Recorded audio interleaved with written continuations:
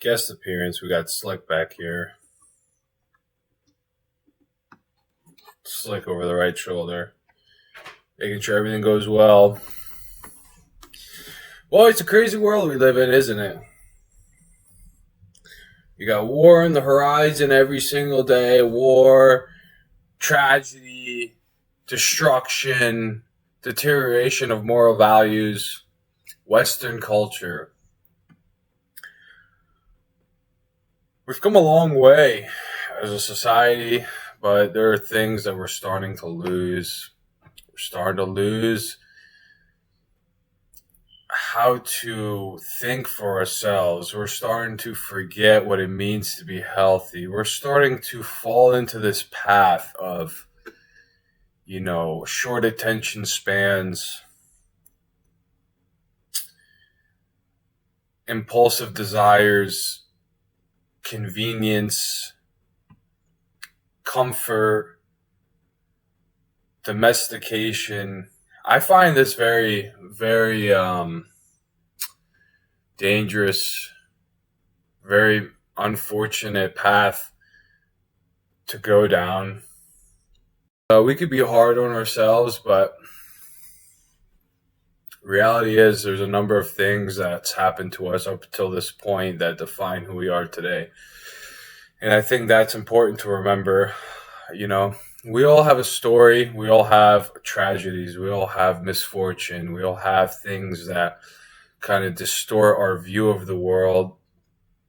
And sometimes we forget, we don't want to think about the things that's hurt us in the past. We don't always want to discuss these things that shaped who we are. But the reality is, at a deeper, closer look at it all, there's meaning there, and we need to extract it from our experiences so we know where we're going, so we know we're not, falling in the same cycle of destruction, the same repetitive habits that doesn't improve us. And I think that's a big reason for why I started this idea, this formation of ideals, more of things that we regard as valuable, things that we can pass down, things that we can learn, precise performance, specializing in body and mind management, not just covering health, right? Health always is limited to physical health, but that doesn't quite cover everything. It doesn't just start and end at physical health, and you can be healthy, but that doesn't mean your mental state is at the highest performing level it could be. Modern health fails to address progressive development. Modern health is not just the absence of ailments and disease. That's not something we remember. We need to remember health is not just the absence of illness, ailments, or disease. It is a state of complete physical, mental, and social well-being. And we need to remember to cover all those aspects of health.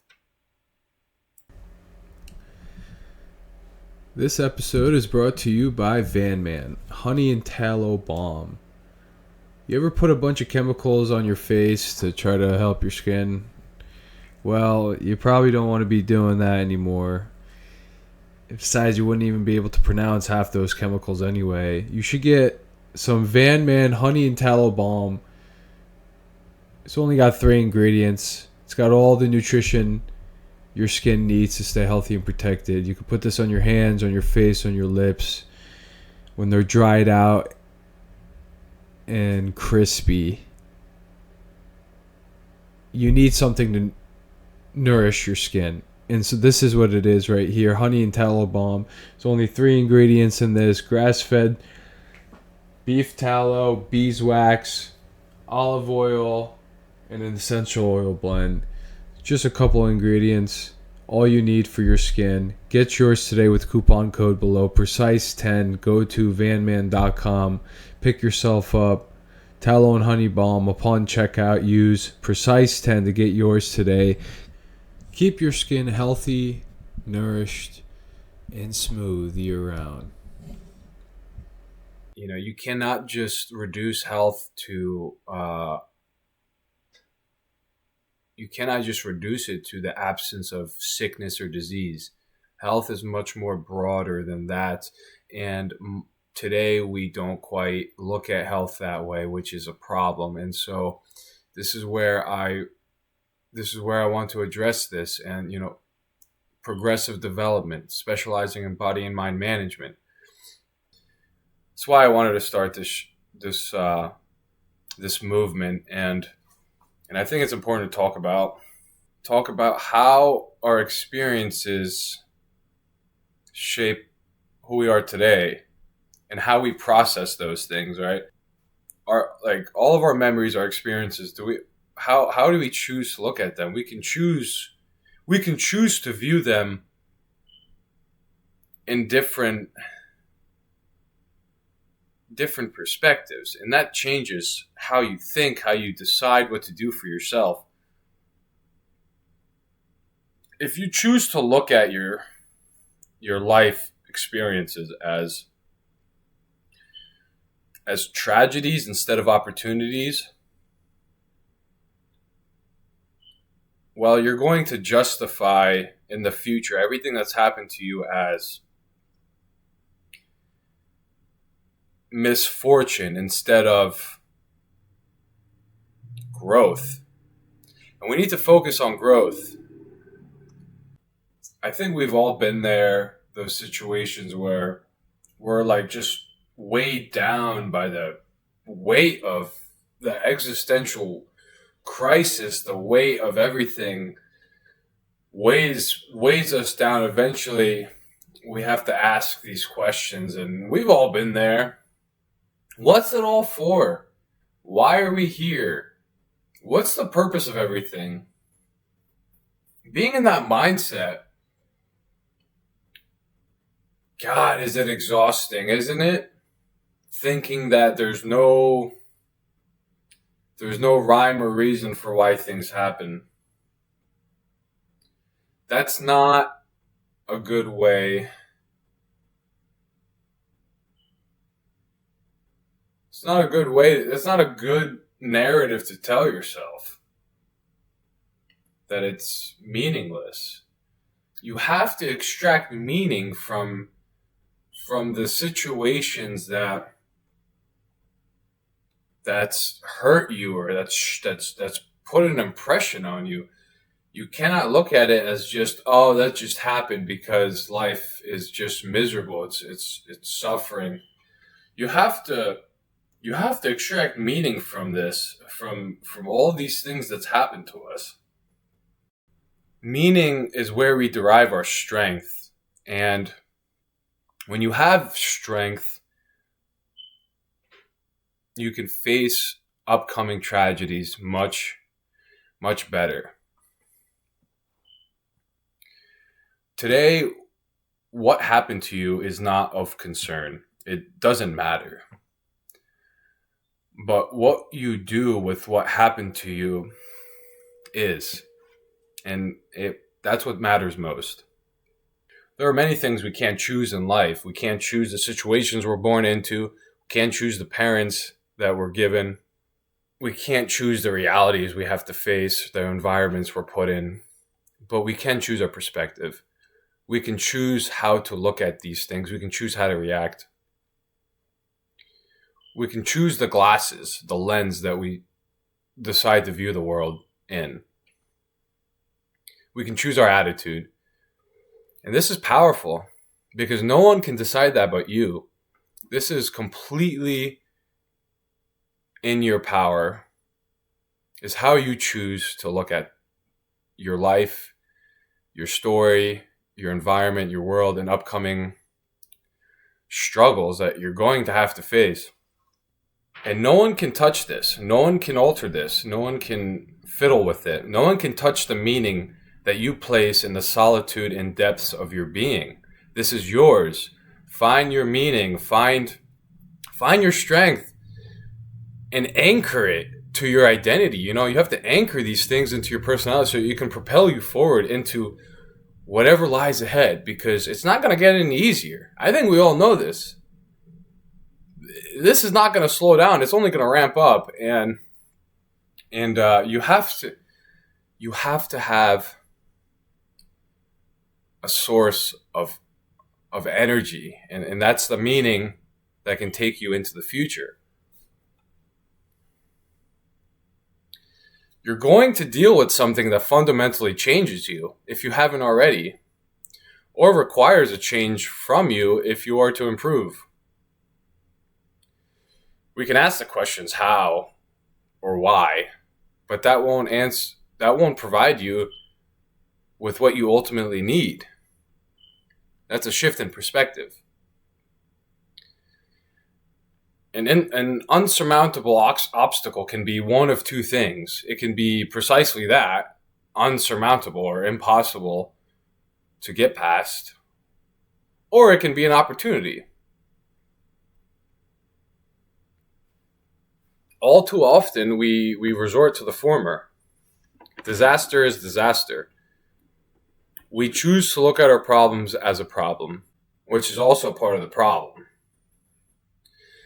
If we were to stop feeling so sorry for ourselves and investigate what we can learn from the present situation, whether that's a disaster, tragedy, chaos, whatever it is, we start to look at it as an opportunity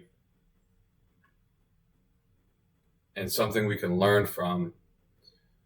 When you change that mindset, as soon as you change that way you look at it, and then you start to encourage that perspective, and you believe in the opportunity, you fully with your soul believe in that opportunity. You fully believe that within that struggle there is opportunity. If you believe that with your whole being, and you think and you sleep on it, all of a sudden your mind starts gravitating towards potential ways to deal with it, like potential opportunity. All of these thoughts and pathways and options emerge to the surface, and they become clear and visible. The same way as if you were to paint your situation as disaster or tragedy, impossible.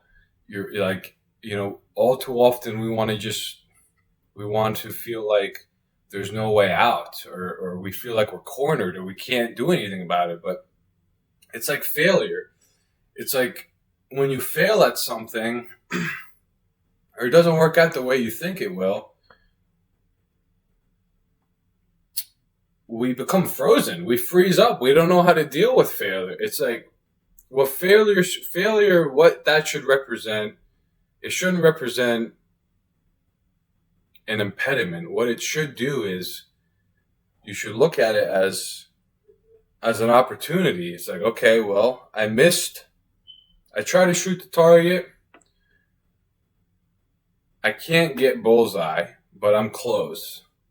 Well, there's something there that I can do that can get me closer to my target. And once you start looking at it this way, you'll start to see these different things that you can do to actually get you closer to where you want to be.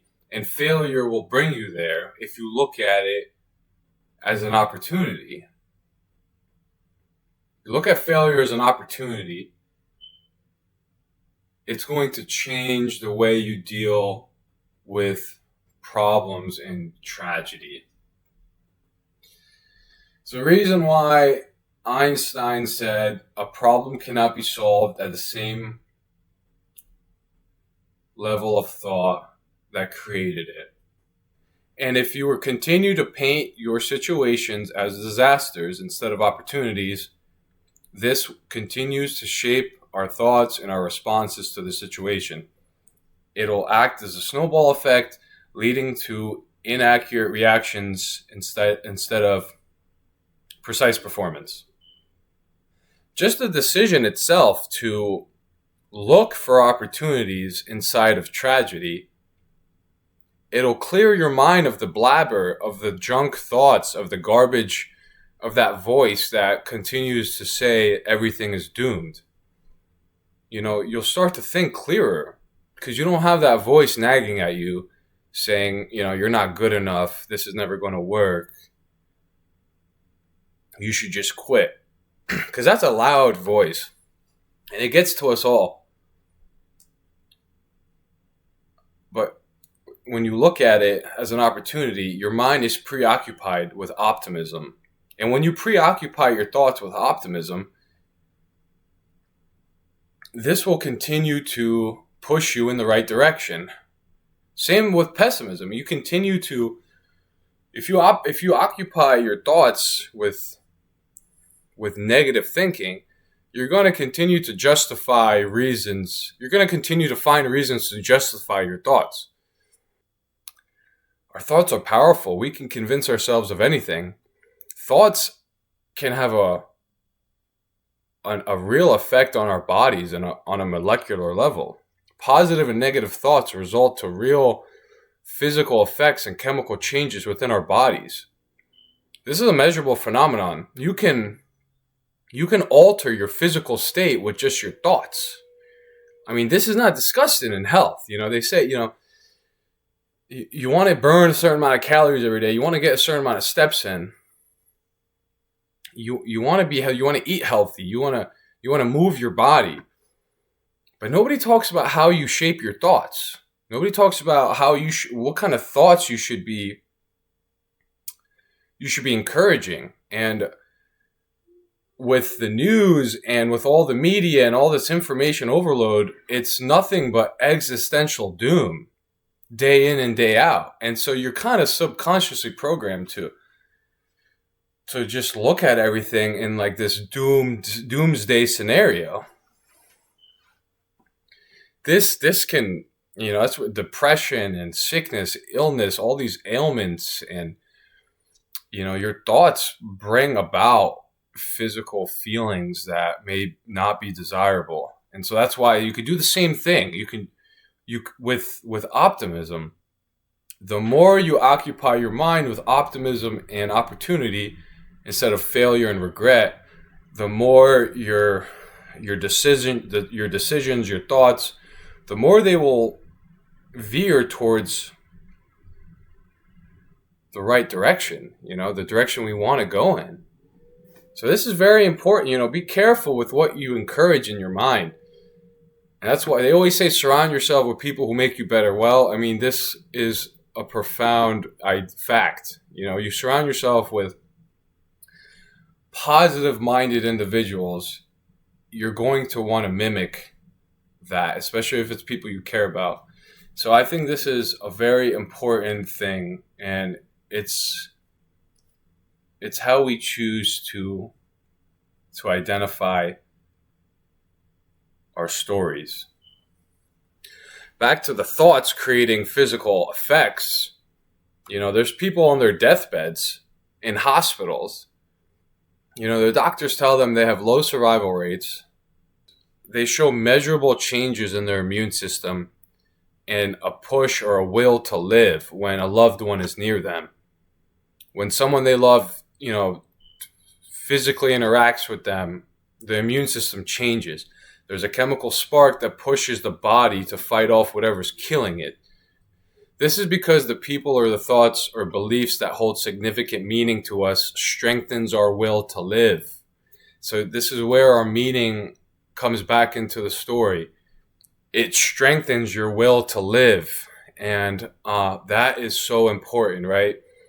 Like doctors and the medical establishment, they don't encourage this kind of thought process. Like they throw all these medications at you to band-aid whatever pain you're dealing with, but ultimately internally is where we have fundamental change.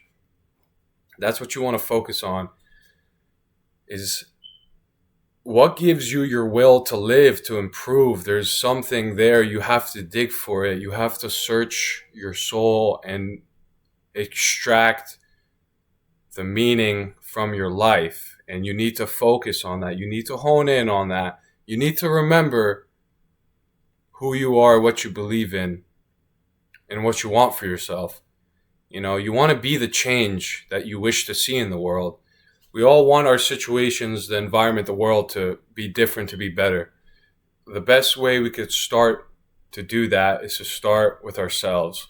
Start implementing the change in yourself that you wish to see in the world.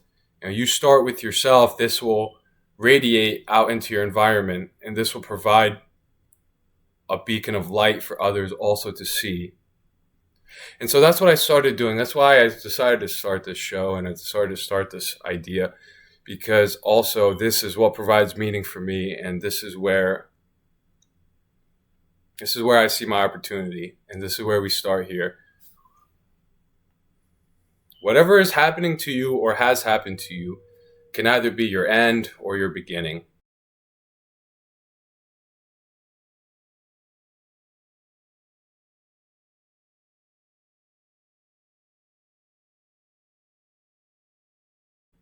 The way you choose to view your life, your experiences, and the stories that shape you has a dramatic and profound impact on you. Physically, it really is all in your head. It will shape the decisions you make or don't make, but it's your choice. No one can decide for you how you see the world. You do. If you choose to see your disaster as an opportunity, you will survive it. If you choose to view your tragedies and experiences as the beginning of who you will become, then maybe, just maybe, you can start to live. But that is only the beginning. Famous Roman quote or Roman philosopher once said, "You should not fear death. You should fear never beginning to live." And more often than not, we're not quite living because we're in this state of depression. We're in this state of tragedy.